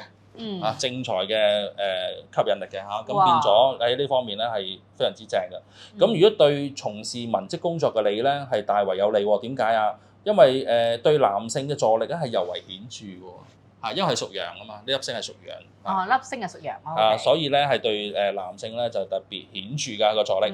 咁喺女性嗰方面咧係有望咧得到異性貴人嘅助力啦，反翻過嚟就咁 OK， 咁咧就會提升咗你自己嘅運勢。咁呢粒星嘅力量咧係比較會顯著喺2025年嘅係頭嗰兩季。OK 頭嗰兩季。咁好啦，咁屬猴嘅你咧，今年2025年咧，因為你係刑太歲啊，咁刑太歲係主一啲好輕微嘅麻煩嘢啊，同埋是非口舌嘅嘢。亦都好容易喺人際關係產生一啲好一啲衝突，OK 嚇，咁大家要注意啦。同埋一啲好是非纏身嘅一年嚇，咁進而一步咧就會影響到你自己嘅情緒。所以咧師傅嘅忠告下嚇，咁猴仔猴女啦，喺2025年咧係要調節一下自己嘅情緒嚇，保持一啲高 EQ 嘅生活態度係嘛，同埋做事嘅態度。知唔知道啊？係啊，唔好受人嗰把口講嗰兩句嘅影響。冇錯啊，咁嗱，你要留意下咧，你屬猴啊、屬鼠啊，同埋係屬龍嘅生肖嘅，睇下冇呢啲人生肖嘅朋友們或者同事們喺你身邊啦，佢都會幫到你嘅。喺財運方面啦，穩中求勝啦，我自己覺得嚇，因為始終你都係有咁靚嘅吉星啊，就有呢個太陰同埋天月啊，因而咧會產生咗喺你事業上咧都係會有一啲裨益嘅。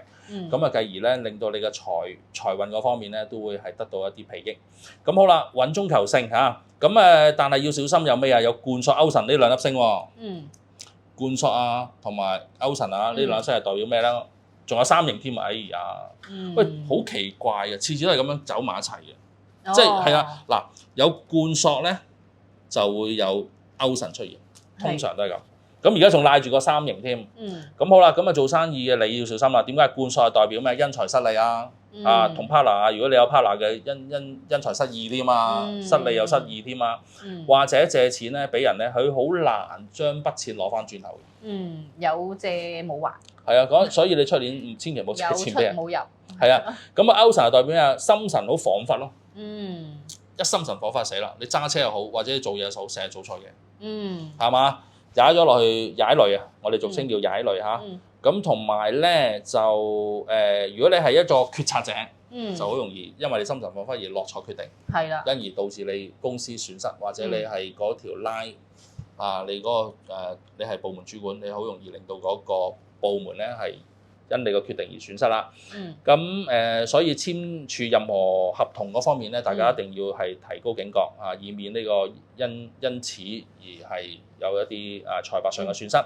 同埋咧，係呢粒三刑星咧係代表咩啊？係官非口舌嘅嘢，同埋俾人督背脊。哎呀，真係乜都撈埋一齊啊！即係都少人啊，都係。真係麻麻地喎，真係嚇。咁你喺呢方面雖然話有嗰兩粒咁強大嘅太陰同埋天月星去照住你咋嚇，但係你都要好小心自己處理翻你自己人事上嘅問題喎。即係我告誡啦，真係屬猴嘅你小心啊！真係嚇。係。即係你喺出年嘅事業同埋財運嗰方面好兩極啊。如果你控制得好嘅咧，可能你就攞到啦。你明我意思？控制得唔好咧，好中之中你都會甩嘅。你明我想講乜嘛？即係都係要保持清醒啦嚇。冇錯。有時可能見到咁大筆數咁大筆生意，可能就就心神恍惚，以為就係啦。係啦，你小心咧先可以攞到佢。OK 係嘛？因為有啲咁樣嘅唔靚嘅，譬如貫索啊、勾神啊、三刑啲星咧，去控制住你自己嘅情緒出年啦，所以你一定要小心。好啦，咁健康方面啦，咁小心腸胃問題啊。咁今年咧亦係會有啲好多頭暈身㷫嘅傷風感冒嘅嘢會比較多嘅嚇。咁咧另外咧就係感情方面，咁同伴侶感情咧就尚算穩定咗1年喎。咦，係啦。如果拍拖或者係已經係有咗伴侶咁計啊，結咗婚咁計。但係咧有粒係好唔好嘅星，呢粒係叫做孤神星。入主喺你個宮位，咁呢粒星咧就帶有一啲咩嘢咧？就係無父嘅意思啊！無父嘅意思即係話咩啊？你係好容易同爸爸咧，即係爸爸仲在世咁計，好容易同爸爸好疏離、好疏遠，感情係比較薄啲。係啦，咁啊就如果你係真係已經係有另外一半啦，係夫妻關係咧，喺感情上咧就容易有摩擦嘅嘢，時常都會發生。咁啊個人嘅情感上邊咧，感到好冇安全感嘅一年。咁啊呢粒星嘅影響都幾係嘅。都係自己亂諗嘢啊。係啦，我覺得準嘅呢粒星。咁啊變咗，如果你不嬲都有，仲有啊呢排好多城市病啊，所謂嗰啲叫咩情緒病啊。你如果你本身都係食緊藥嘅你咧，你真係喺呢方面今年係要小心啲嘅，知唔知？要記得食藥。記得食藥。好啊，Carmen，我哋下一集我哋講邊幾個？嗱，今集我哋就差唔多，下一集翻嚟咧，我哋再講咧，最後咧就係雞、狗同埋豬。係啦，雞嘅你狗仔嘅你同埋豬仔豬女嘅你咧，下一集一定要留意啊！咁啊，Carmen師傅點樣講？好，下集見。下集見。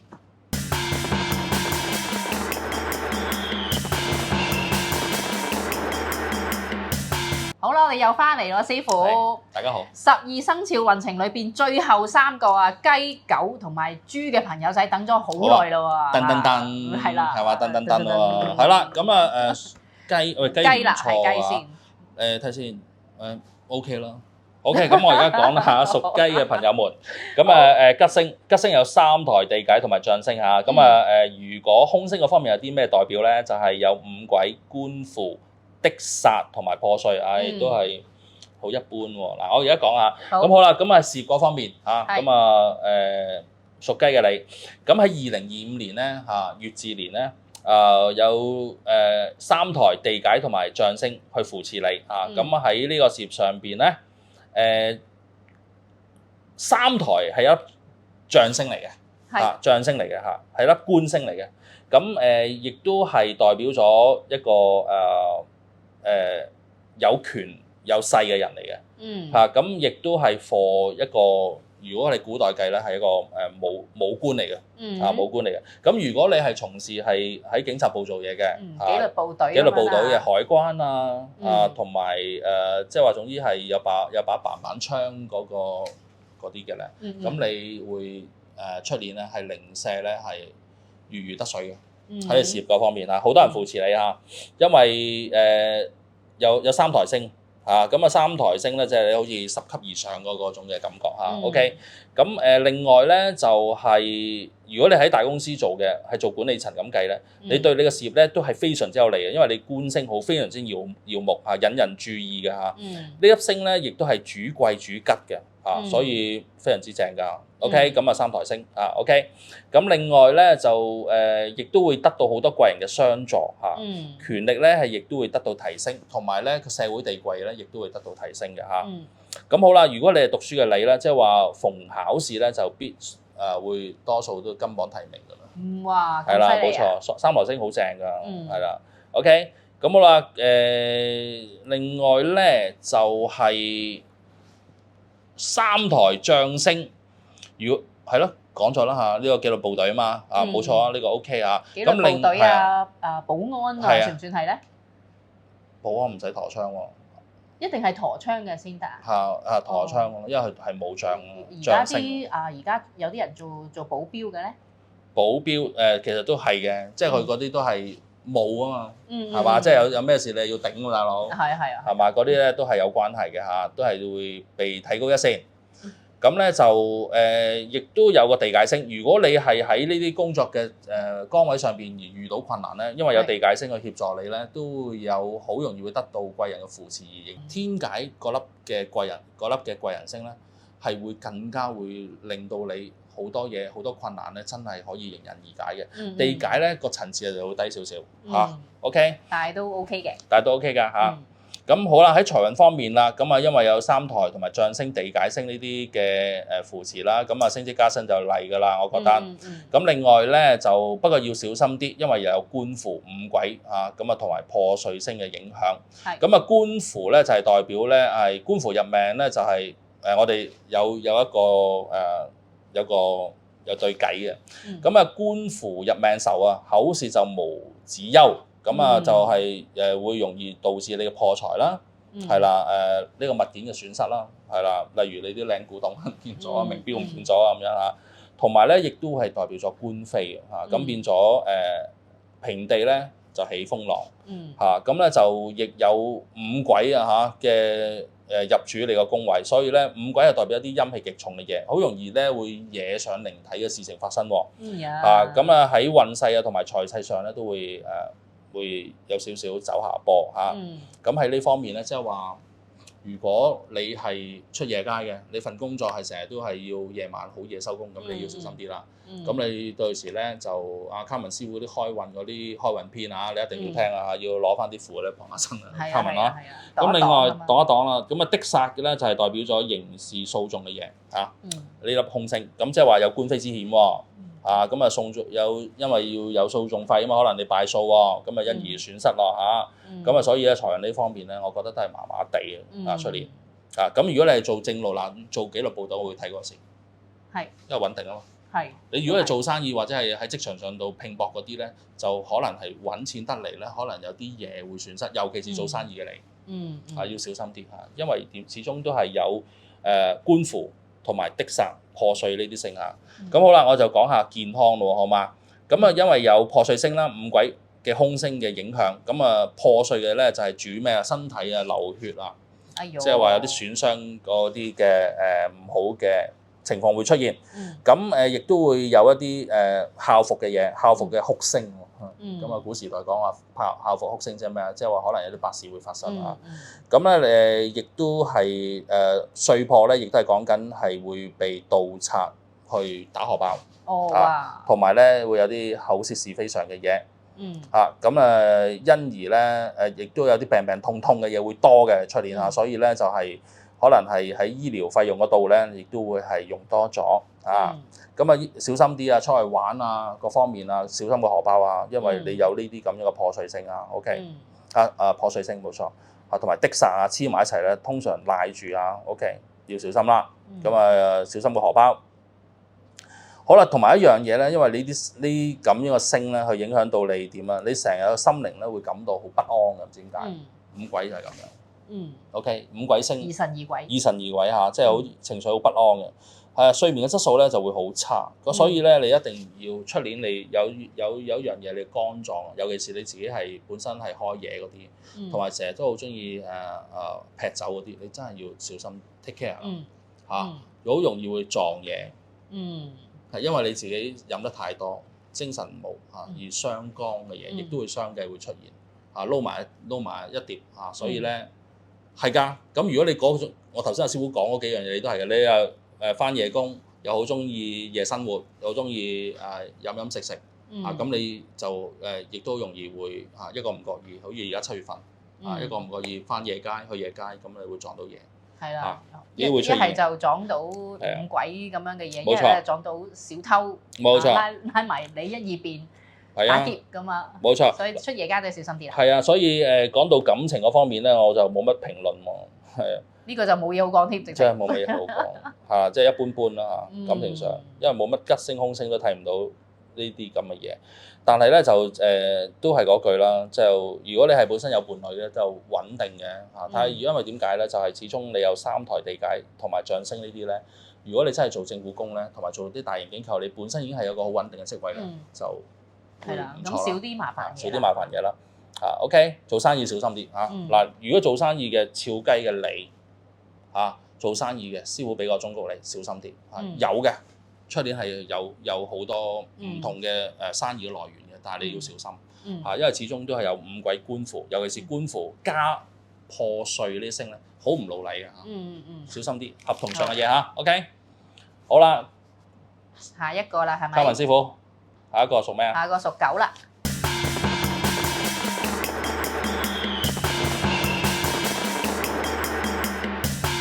狗仔喎係嘛？狗仔唔錯喎，OK。望下先。噔喎，隨時好啦，見到個有吉星嚇，紅鸞喎，係啦，冇錯，有月德紅鸞同埋唐符嚇吉星呢方面。咁好啦，咁空星咧呢啲碎料嚟嘅啫，有死符、小號同埋呢個板浪。好啦，聽住啦嚇，咁啊狗仔狗女聽住咯喎。好，咁喺2025年咧，我哋有吉星唐符、月德呢啲真係好巴閉嘅，知唔知？大家聽住啦嚇。咁好啦，唐符係代表權力嘅星嚟㗎，知唔知道啊？咁啊意味住咧，如果你係本身你自己喺職業上，你坐嗰個位喺私人公司都好啦，你係已經係有一個管理階層嘅，你出年係更加會有實質嘅權利俾到你。如果你唔係管理階層嘅，只係一個小員工，有可能你因為你嘅表現而被提拔，而有所得着喺呢一個公司部門上面嘅權力。OK， 咁如果你本身已經係一個管理階層嘅，係啊，喺一啲大機構做嘅，咁你出年嘅權力嘅提升咧更加不可思議。同埋咧，亦都會係管治嘅威望，亦都會好高企。所以我覺得係從官者咧更加好。即係話呢幾粒星喺度幫到你啦。OK， 月德呢粒星唐符呢粒星，月德加唐符一黐埋咧，哇，相得益彰。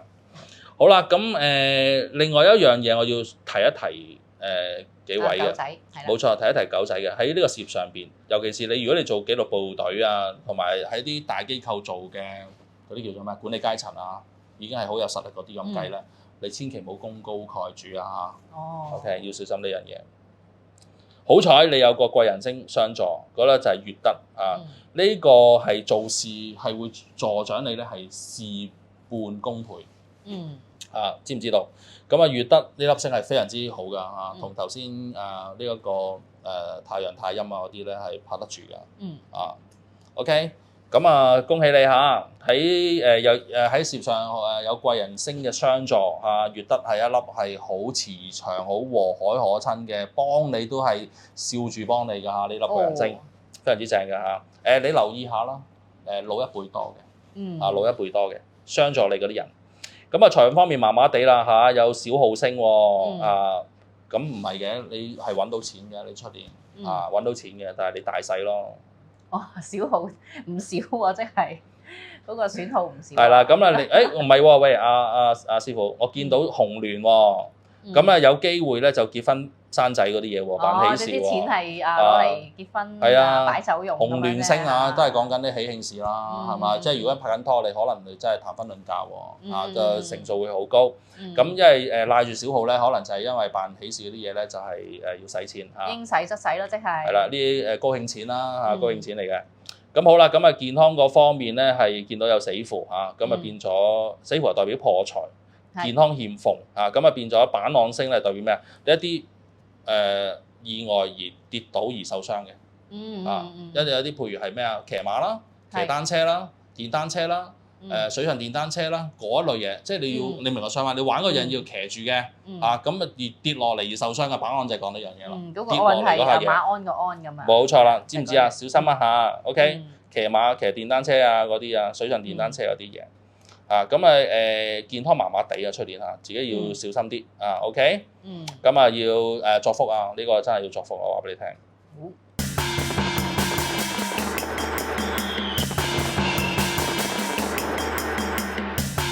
係啊，好，跟住下一個係最後一個啦，就係屬豬啦，豬咧沖太歲添喎。豬真係出年麻麻地，我話唔係嗱點樣咧？好壞參半嗱好啦，吉星有咩咧？屬豬嘅你，出年2025年幾時年月字年咁你係有呢一個驛馬星同埋呢個國印星。好啦，空星嗰方面咧又有歲破、大耗、欄杆、披頭，麻麻地真係。好啦，國印國印係咩咧？國印咧係一粒極高級嘅貴人星極旺嘅、極高級、極旺嘅貴人星，好幫到你嘅，好旺你嘅，係你個老婆又得，係你上司又得，係嘛？係你啲同事都得OK， 係你顧客亦都得，咁亦可以咧係帶俾你咧權力嘅一粒係貴神嚟嘅，我哋咁樣稱呼嘅，帶俾你權力嘅貴神嚟嘅 OK， 富貴嘅貴咁如果你喺政府工作嘅話咧，你係一位係當權得令嘅掌實權嘅呢一個領導嚟嘅。咁驛馬咧，亦都係代表咗走動咧，大家都知啦。驛馬代表咗走動嘅。咁咧，所以咧，你出年嘅同埋向外工作，咁你出年嘅一定係繁忙，一定係極度繁忙。OK， 好啦，咁啊，即係話你嘅權位得到提升，亦都係一個非常之有權力嘅星嚟嘅，所以你出年一定係繁忙噶啦。咁但係揾到食喎，所以咧而家講係理財運啦。咁你係揾到食但係你又使得大喎，因為有大號呢一星喎，主破財喎。咁你唔知係破邊樣嘢啦，揾到咪使多啲咯，好似阿卡文咁。交通費咧，可能交通費，梗係咪講呢啲啦？OK， 買包包啦，俾你就一定買包包係嘛？因為要周圍去啊嘛，買翻個大嘅靚嘅包包。揾到咪使到咯，怕咩啫？係咪？咁啊係。OK， 自己下場面師傅講笑話，量入而為啦量入而去使啦，真係要咁好啦，咁點解我咁講咧？雖然係你喺吉星嗰方面咧係有國印啊，同埋呢一啲驛馬呢啲星咁但係咧你係出年係沖太歲啊，大佬。沖太歲真係撞擊係我哋犯太歲嘅其中一種最嚴重嘅一種嘅犯太歲。好啦，咁你會有個係有出現大破財係完全唔出奇嘅。OK， 所以你破嗰啲財而得到一啲物件嘅就唔緊要啦。你如果最弊係一啲賠出去嗰啲咯，你明我意思嘛？好啦，咁喺財運嗰方面，大家要守住啦要守住啦，要小心啦。咁好啦，健康方面啦，情緒波動好大因為點解有披頭呢粒星？披頭咧即係代表咗父母可能如果你父母係真係年歲已高嘅，一定要多啲愛錫佢，同埋佢有啲咩病痛要服侍去睇下醫生啦。恐防真係有嗰啲見白事嘅出現啦。OK， 好嘛？感情方面咧？感情方面咧，就係有呢個有呢個欄杆喎，係啦。欄杆咧都係有啲叫做困難重重嘅嘢出現啦，即係話如果你感情上邊咧都係有啲波折。包括你事業好得嚟都有啲波折所以咧我點解話好壞參半就係咁解屬豬嘅你咁變咗互相了解多啲啦，係嘛？即係同埋忍讓多啲啦咁就男女之間係咁噶啦。可能咧佢有驛馬多出外做嘢咁唔得閒處理個感情，唯有咧就買多啲包包咧去穩定一下對方嘅情緒。係咪個故事就咁樣連貫？卡文師傅，你已經係成為一個好即係好尊貴嘅師傅啦。冇錯，卡文分析得有道理係即係嗰個星嗰個嘅嗰個嘅產生嗰啲影響力咧，就係可以咁樣串聯。係呢個亦都係一個好平常一個即係發生嘅事啦喺我哋香港。所以師傅頭先就話都要留意父母嘅健康，就係因為你周圍去咧，就有時可能唔得閒。冇錯，同埋咧，亦都係可能喺醫療上面使咗啲錢㗎啦。係嘛？咁唔緊要，使咗幾忙都好，都要留意下。最緊要啲老人家健健康康，係嘛？佢喺度嘅時候咧，一定要多啲服侍佢，多啲錫佢，係嘛？即係走咗就冇㗎啦。OK， 好唔好啊？嗰啲有珍惜啊，係要珍惜珍惜眼前人啊。OK， 咁好啦，咁我哋呢一個2025年乙巳年呢個木火蛇年咧嘅12生肖，我哋已經係同大家分享咗佢哋嘅有啲咩吉凶嘅嘢咁咧就意猶未盡嘅其實 OK，咁我哋會喺下一集嚟緊嘅數集裏邊咧，係會邀請我哋阿卡文師傅咧同大家分析一下喺12生肖裏邊咧有啲咩可以同大家迎吉避凶嘅嘢，有啲係有啲咩煞要壓制佢嘅，有啲乜嘢可以幫大家催旺佢嘅同埋有啲咩我哋係需要係攞啱個時間去進行一啲祈福嘅嘢咁我哋都會喺節目上邊咧去一一為大家分享，同埋俾一個指導大家，好嘛？希望大家咧就可以迎吉避凶，好嘛？我哋下一節再會咯，係咪啊，卡文？咁記得乜嘢啊？大家記得係撳 like share 同埋 subscribe 我哋個頻道咁有你哋嘅大力嘅支持，多啲 like 俾我哋咧，我哋就同阿卡文師傅咧就更加有動力去同大家拍多啲好嘅節目俾大家分享，好嗎？咁我哋卡文，我哋下一節見咯喎。好，下次見。拜拜各位。拜拜。推廣知識共享網絡電視網課網購平台，立即進入焦點網 www.fmtv.hk，會員積分系統推薦會員計碼，多買多賺。全新系統至啱你心水。